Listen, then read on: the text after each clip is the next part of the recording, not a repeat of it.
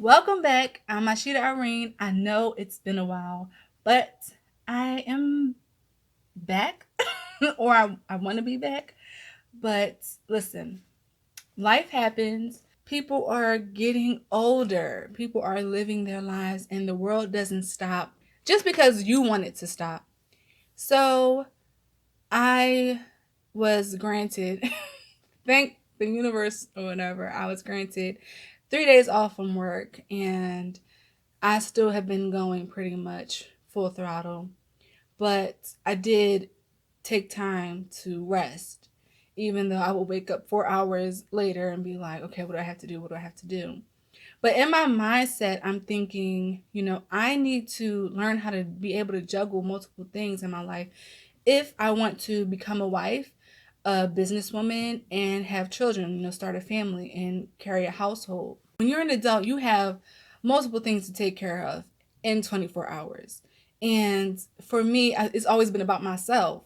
And I never had to think about taking care of someone else. So I'm like, you know what? I need to be able to juggle multiple things and do it without feeling overwhelmed or, just quitting everything and being like, I don't want to do this no more. This is too much.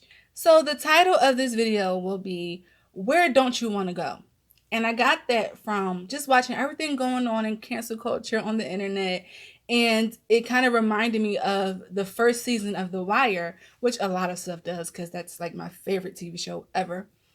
And the season finale was basically a detective named McNulty was basically running his own, strategy and his own kind of game throughout I think it's Eastern District or Western District, whatever it was that was in Baltimore.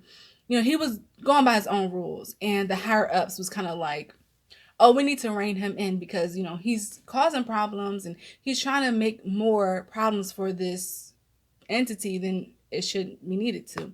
And, by the end of the season, one of the higher ups, sat him down in the office and they were like, where don't you want to go? And I remember watching an episode previous to that where one of his higher ups that was underneath the higher ups saying, listen, when they sit you down and ask you, where don't you want to go? Never tell them where you don't want to go because they're going to put you there. But, as this detective is in his own world, he's listening one ear and not the other. And then when the time came for him to be like, this is where I don't want to go, he actually says it. And then by the end of the episode, he's exactly where he don't want to be. And that's kind of like how, this life is right now. We can speak so negatively about ourselves and about our situations that we cause it to actually happen, which is called manifesting. And I was just thinking, like, when we write down, okay, where do we see ourselves in 5 years? Or when we're just talking, where do you want to see yourself in 5 years? I think we start thinking where we don't want to see ourselves. And that forces us to be like, okay, yeah, I want to be rich. I want to be wealthy. I want to, be in love. I want to this and that. Because you're thinking of the where you don't want to be. And I used to do that. I used to be like, you know what? I'm not going to make it past 18. I hit 18 and I felt like, damn, this is the end of the world. I don't know where to go from here. And then when I was like, okay, I'm 19, and I'm like, you know what? I'm not going to make it to 25. And then when I get to 25, I stopped living.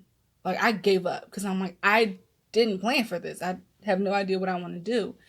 And, now that I'm 31, I'm still like, okay, I see where I want to go, but I'm not going to go with that in the back of my mind with, okay, I know where I don't want to be. Because you never know. Life throws things at you, and you can have plan A to plan Z. And when you get to plan B, things just go haywire. And next thing you know, everything else that you had planned out is not going to work. So I just feel like in this time and day, we need to make sure plan A goes all the way through, and plan B, C, etc. is the backup plans, because you want to make sure that you do have something to fall on. I remember my mom telling me that all the time, always have something to fall back on. And I have multiple things to fall back on. I didn't know at the time because, when I was younger, I wanted to be Aaliyah. I wanted to be Brandy. I wanted to be Sierra. I wanted to be Chris Brown. I wanted to be Omarion. And by the time I was like 17, I was like, oh, this is not happening. Like, nobody believes in my voice. Nobody believes in my talent. They don't believe in my drive. This is not happening. What else can I do? And that's when I went off to Job Corps, and I was like, okay, let's just figure it out. I mean, we can't just get up out of here, so we need to figure it out.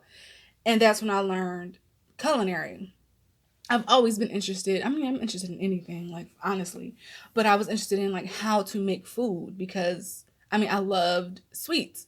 So I wanted to learn, how do you make cakes? How do you make cookies? How do you do those type of things? And it was something fun that I was learning. I didn't know that I was having this as a backup plan or making it into my first plan, because I always was like, you know what? If I do this, it's not a hobby, it's a passion. This passion can become a career of mine. And I'm just trying to make sure that whatever I see myself doing something, to make sure that it does become a passion and not just something that distracts me, like this cat in the back who won't let me be great. Let me be great. So